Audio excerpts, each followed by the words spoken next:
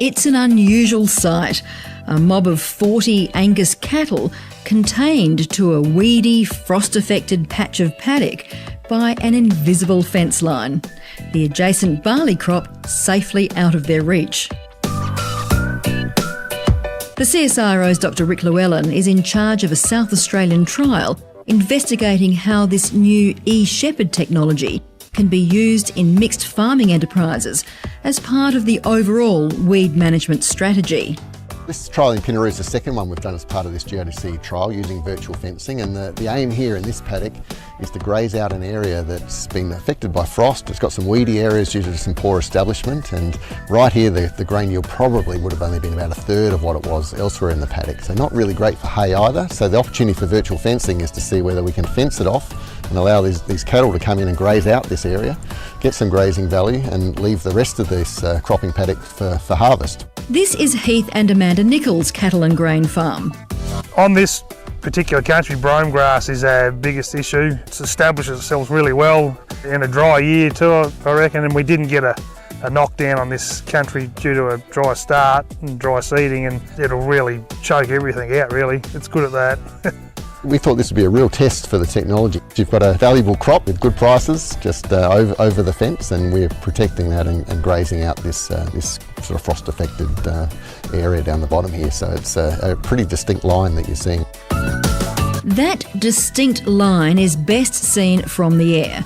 The cattle have already grazed one patch and were moved into the new section a few days before filming. The weeds are thinning out there too now as the cattle graze happily within the new boundary. Every heifer is wearing a neckband, which will beep when she gets close to the virtual fence, prompting her to turn back into the contained area. So the important features are it's got the solar panel, and that's so important for the power, especially when you're using this over a long period.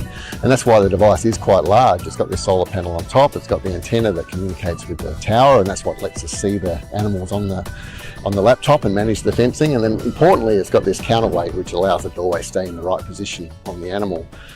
Heath Nichols has been surprised by the effectiveness of the virtual fence line.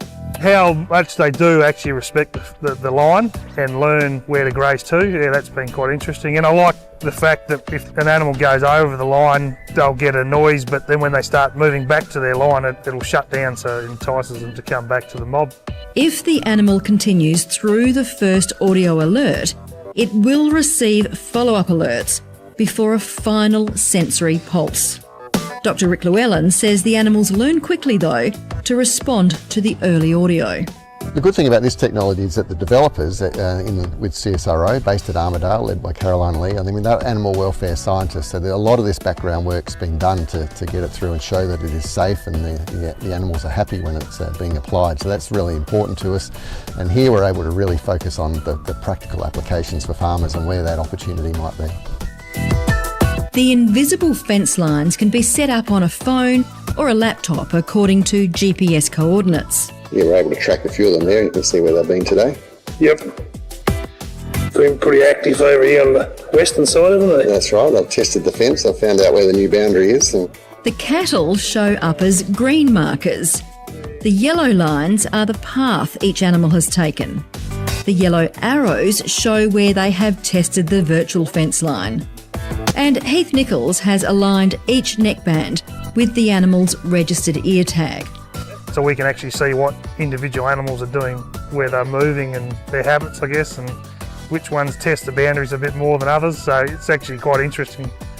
The researchers are also gathering vegetation data so they can accurately assess how well the technology works to reduce the vegetation load by comparing the biomass on either side of the invisible borders. This rig is called a crop circle. So using the crop circle, you're able to measure the greenness across the whole paddock, and then you're able to calibrate that by taking cuts and equate that to the measures that are taken, and then draw the calibration curve, and then we're able to map the biomass. So that's something that farmers are really interested in as well. They do a lot of that with cropping. In this case, we're also measuring the grazing biomass as well that's being taken away. This is the second trial in this weed busting program. The first was conducted at Long Plains, north of Adelaide. was a vetch crop that was going into pasture, so we wanted to graze it hard, controlling weeds before it went into the next crop. And being ryegrass, we were able to graze it hard using this approach, and we ended up halving the number of ryegrass seed heads in that trial by tackling it hard, and also at the same time managing the ground cover on that area as you head into summer, which is really important. It's early days, but Heath Nichols can see a future in his mixed farming enterprise, particularly in the dual-purpose barley.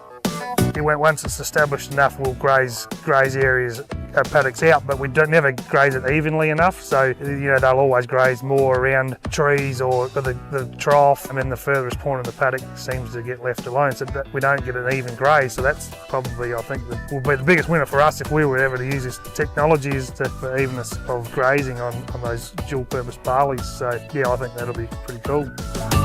The next step in this GRDC and Australian Wool Innovation investment is to trial the virtual fencing system with sheep, as it's expected they'll be more effective as hard grazers.